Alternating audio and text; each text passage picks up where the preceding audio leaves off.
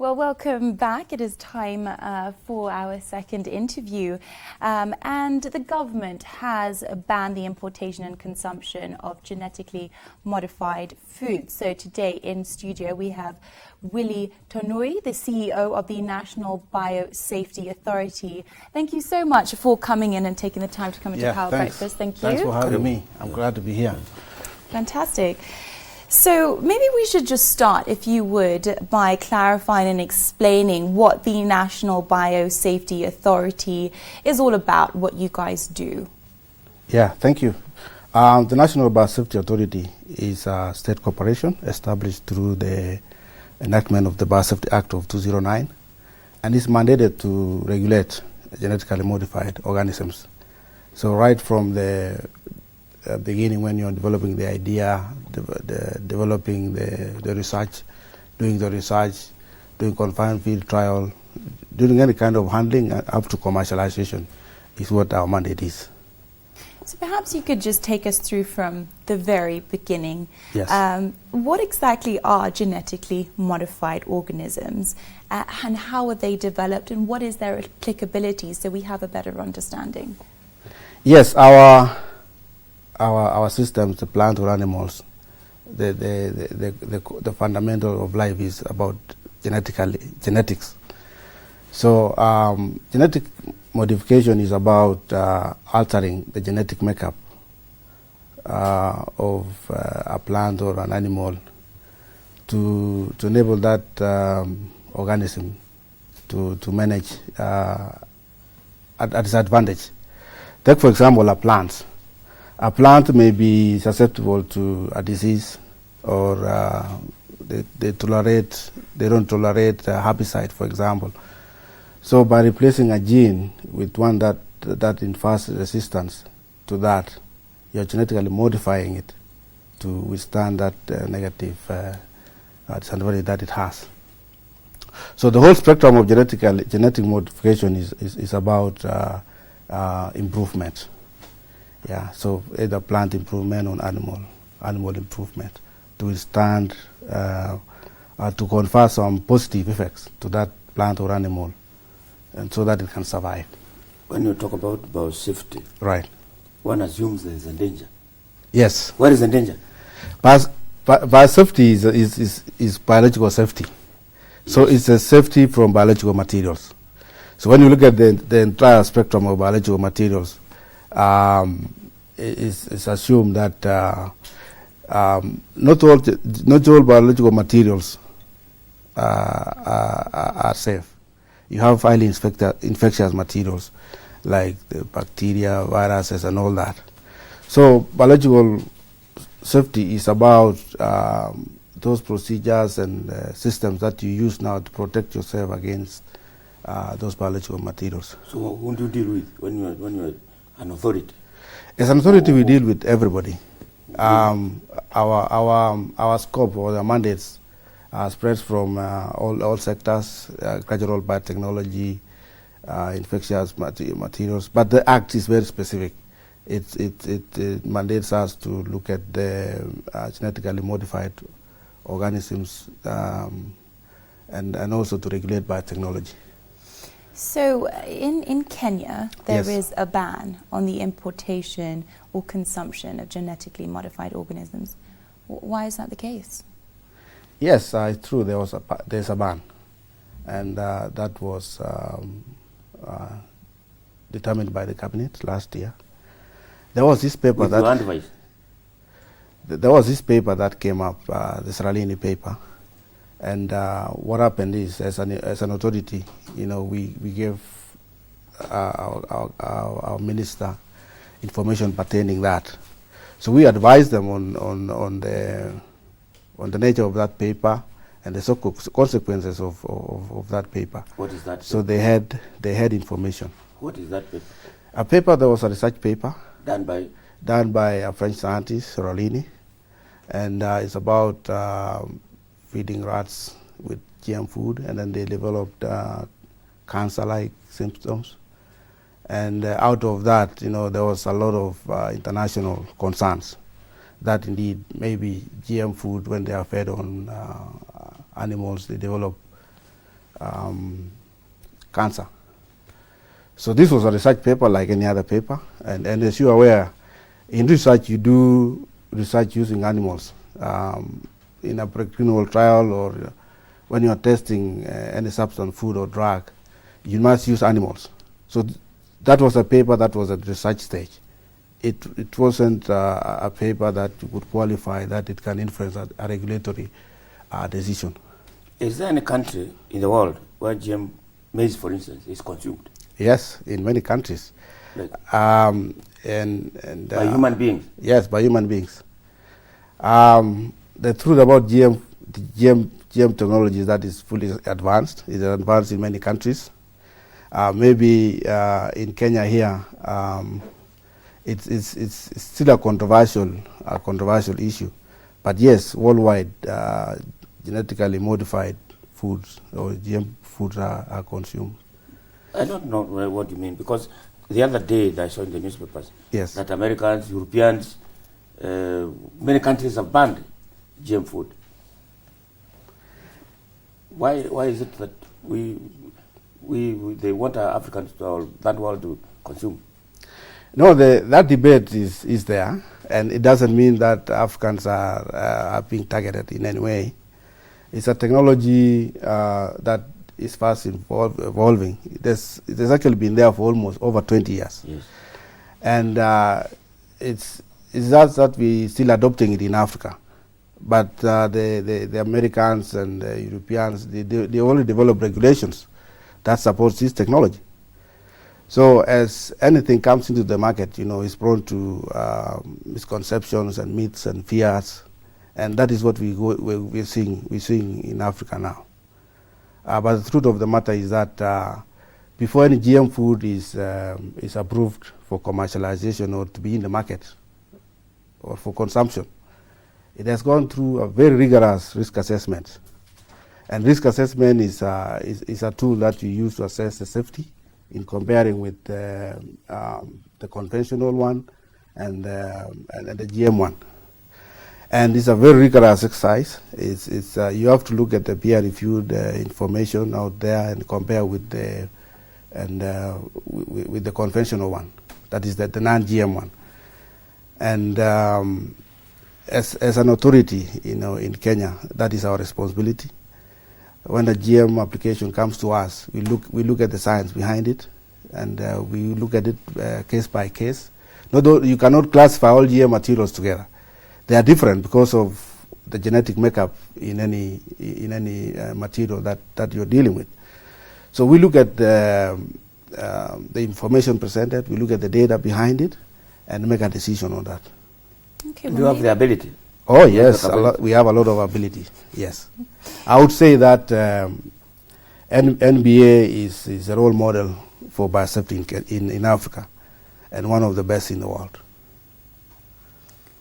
Okay, so as you mentioned, this Seralini report, which outlined cancer as one of the symptoms that the rats developed. Yes. There are also other concerns of health dangers. So right. I'm just wondering if maybe you could outline what some of the dangers are, and if there is in fact scientific evidence to prove that these dangers exist.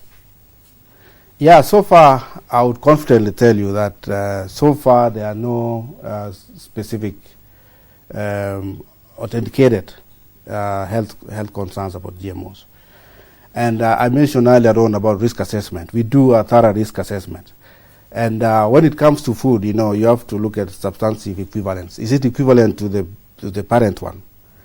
And there are issues to do with health in terms of, can it cause allergenicity? Is it toxic? Is it in any way impeding a life in any way? So, and that's why you do research in the laboratory. Once you succeed in the laboratory, you take it to the confined field trial, a greenhouse. And during the greenhouse, there are safety measures that you undertake. You have to look at potential contamination with the environment, whether it can have, it has any effect on the non-targets. And so one that works now, the applicant brings us an application to say, now we have done this is the evidence that we have, and now it's ready for commercialization. So in Kenya, all the studies that have been happening in the laboratory and in the confined field trials. There are no GM materials that are now out there released or used in the market. Mm-hmm. Yes.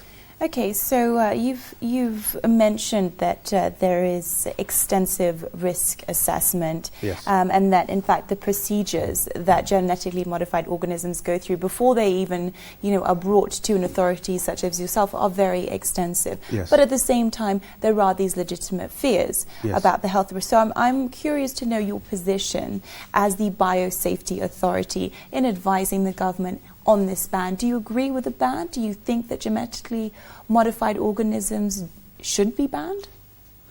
Yes, that's a very interesting question. And as an authority, we care about these concerns. The people's concerns are our concerns. And when you're doing risk assessment, you also look at the socio-economic factors. There are so many factors that you look into. You look at the religion and many factors before you approve a product.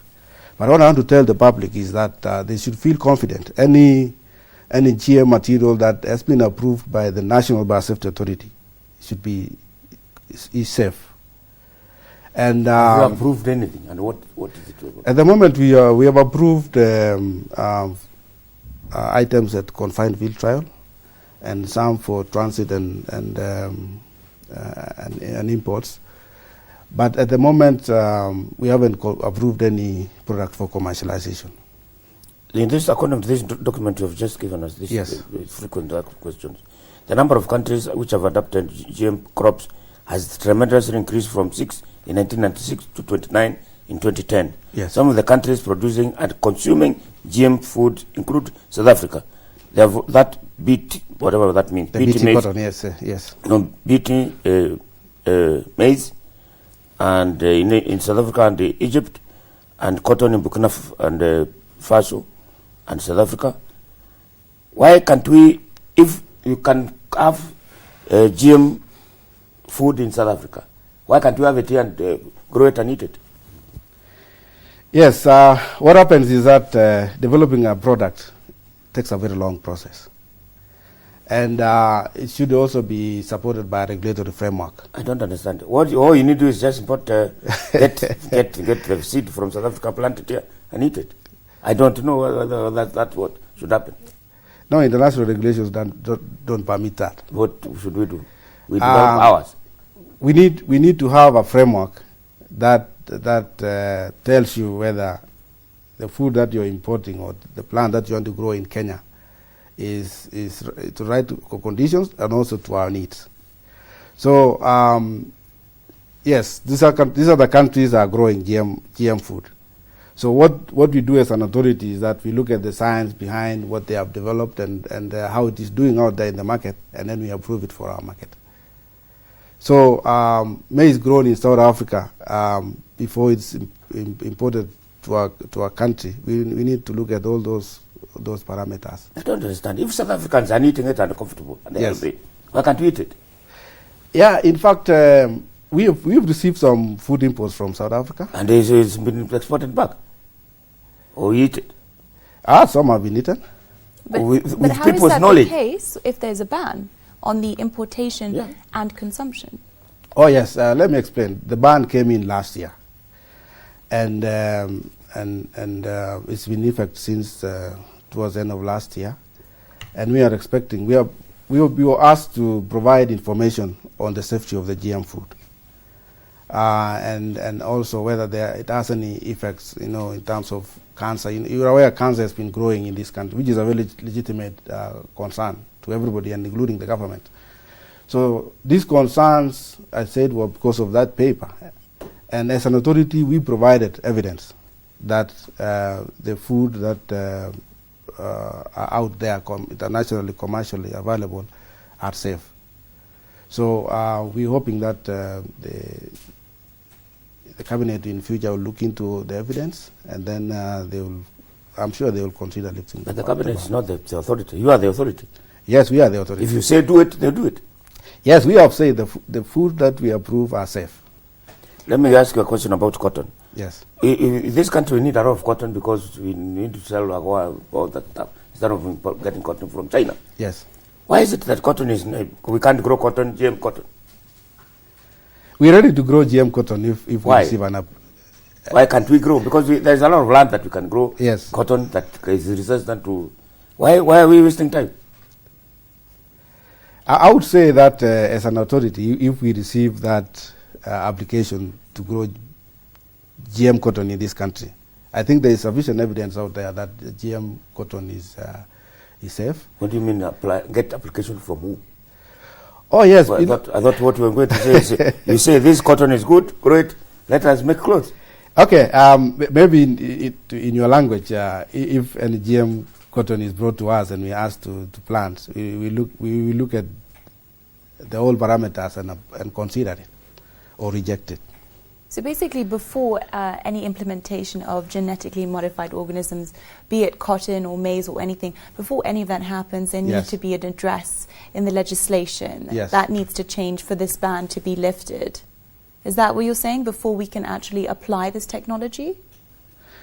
Essentially, we have the law, the Biosafety Act, that in other words prohibit any development or use of GMOs in this country unless on authorization from the National Biosafety Authority. So the ban was an executive decision to safeguard the citizens just in the event that the GM foods that are coming into the country are unsafe. So I don't think it was a bad decision. And I'm here, I believe that any decision has some merits in itself. And it's true, many countries reacted the way Kenya did. It's only that we may not have removed the ban, but other countries reacted the same as Kenya. So this is not a unique thing for Kenya. And we hope that we'll review the evidence and submit to the cabinet, and then they will make a decision. Is there anybody in this country currently who is trying to develop a GM anything? Oh, yes. We have quite a number of scientists. A lot of work is happening in our institutions, and that's why initially I was saying we have a lot of capacity here. Both the research institutions, one of them is CARI now. They are almost commercializing the PT cotton, and they are at the advanced stage. They have indicated that they are soon going to send us an application for consideration. Another aspect is food improvement, fortification, improvement of food. And there is a African fortified sorghum and many others are there in the pipeline that are soon going to be ready for commercialization.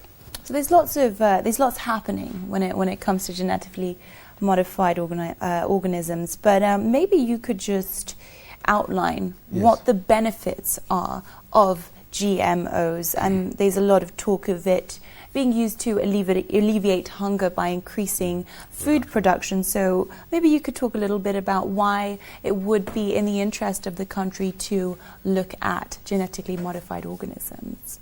Yeah, this is a technology that is promising, and you have to look at the benefits based on your target. If for example you're trying to address a plant material that is constantly infected by a disease, and by using the technology to help it withstand that disease, you're in turn helping it to grow into a fully fledged plant that can yield the same, in an expected way. So by improving the plants, you improve on the yield, and then you target food security. And if, for example, also you've been hearing about diseases, some of the diseases, if by removing a gene that makes the us or the animals become susceptible to to that disease and use it for vaccination. I'm sure you've been hearing about some of the diseases that have been eradicated because of recombinant molecules or genetically modified vaccines.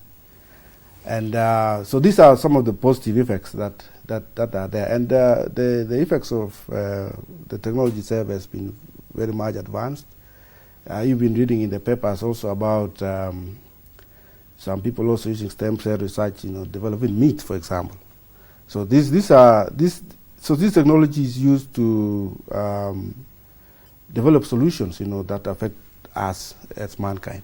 Mm-hmm. Yeah. Okay, well, maybe we could wind up by getting your views on the fact that, as you're saying, it has tremendous benefits. It could alleviate the hunger situation and increase food production, but at the same time it does bear some risks. Certain studies, yes. the Seralini report, rather, outlining cancer and infertility, various things. So what is your view when it comes to the future policy that the country should adopt when it comes to GMOs, considering the benefits and the risks? Yes, I would say that biotechnology per se is not a panacea to solving all our problems. And it should be considered among other technologies out there, either conventional or any kind of technology, to address our concerns and issues. May it be food security or vaccination or disease eradication, for example, or environmental